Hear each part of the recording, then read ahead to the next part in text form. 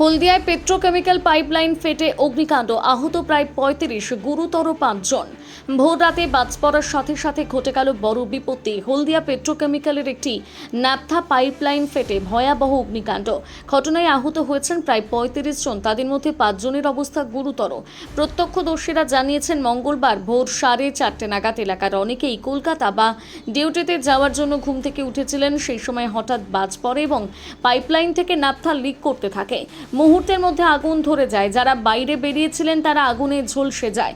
খবর পেয়ে ঘটনাস্থলে পৌঁছয় দমকল ও প্রশাসন। আহতদের তড়িঘড়ি হলদিয়া মহকুমা হাসপাতালে নিয়ে যাওয়া হয়। সেখানে প্রাথমিক চিকিৎসার পর গুরুতর আহত 5 জন সহ আরও কয়েকজনকে তমলুক হাসপাতালে স্থানান্তরিত করা হয়েছে। বাকিদের হলদিয়া হাসপাতালে চিকিৎসা চলছে। ঘটনাস্থল পরিদর্শন করেছেন হলদিয়ার বিধায়ক প্রদীপ বিজলি। তিনি প্রশাসনের তৎপরতার কথা জানান এবং আহতদের চিকিৎসার সব ব্যবস্থা করার আশ্বাস দেন। পাইপলাইন ফাটার সঠিক কারণ এখনো জানা যায়নি। বিদ্যুতের বাজপড়া থেকে আগুন লেগেছে বলে প্রাথমিক অনুমান। হলদিয়া পেট্রোকেমিক্যাল কর্তৃপক্ষ পুলিশ ঘটনার তদন্ত শুরু করেছে। শিল্প প্রবেশের কাছে এইচপিএল এর ন্যাপথা লাইন বাস্ট করেছে, করে আগুন জ্বেলে যারা ওখানে ঝুঁকিতে ছিল বহু মানুষ আহত হয়েছে। প্রায় 13-14 জন আহত হয়েছে। সব এখান থেকে ট্রান্সফার করা হয়েছে তমলুক, একজনকে কলকাতায় নিয়ে যাওয়া হয়েছে। ভোর রাতে এইভাবে একটা, এখন দেখুন শিল্প এলাকা, যে কোনো পাইপলাইন এটা দুর্ঘটনা ঘটতেই পারে। এটা কি বলে কয়ে আসবে না কেউ কিছু করেছে? এখানে সব কারুকে দোষ দেওয়া যাবে না।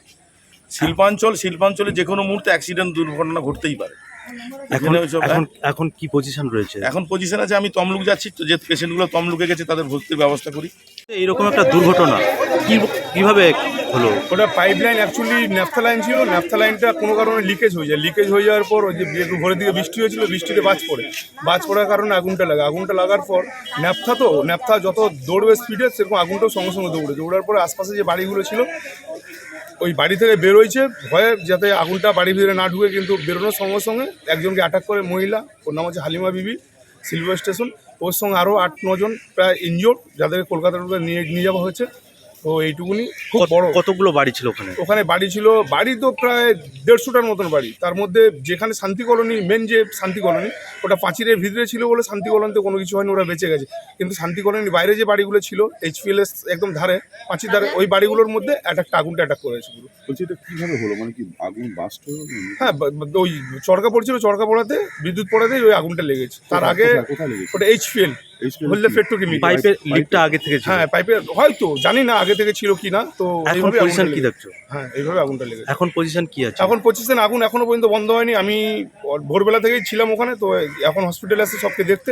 তো আগুনটা এখনো বন্ধ হয়নি, এখনো আগুনটা জ্বলছে। কতগুলো বাড়ি পুড়ে গেছে? বাড়ি কিছু পুড়েনি, বাড়ির মানে জানলা টানলাগুলো অংশগুলো পুড়েছে কিছুটা, কিন্তু যারা বাড়ির বাইরে ছিল ওরাই পুড়া হয়েছে। আর অনেকে বাঁচে। একজন বন্ধু আমার, রশিদর নাম, ও কলকাতাতে কাজ করে, কলকাতা যায় বলে বাইরে বেরিয়ে যখন দেখা এরকম, তো ওর ফ্যামিলির সঙ্গে ঘুম ভেঙে ফ্যামিলিকে রাস্তায় নিয়ে চলে আসে। এই তো পুরো ফ্যামিলিই মারা গেছে 7 জন। কোনো বাড়িতে এখনো পর্যন্ত বডি আছে, আমরা সেখানে এখনো বডি নিতে যেতে পারছি না। আগে যারা আহত অবস্থায় আছে তাদেরকে টেনে আমরা হসপিটালে অ্যাডমিশন করিয়ে এখান থেকে রেফার পাঠাচ্ছি। এখন হচ্ছে কথা যে আমরা মানুষগুলোকে কতটা সুস্থ সবল অবস্থায় দেখতে হবে।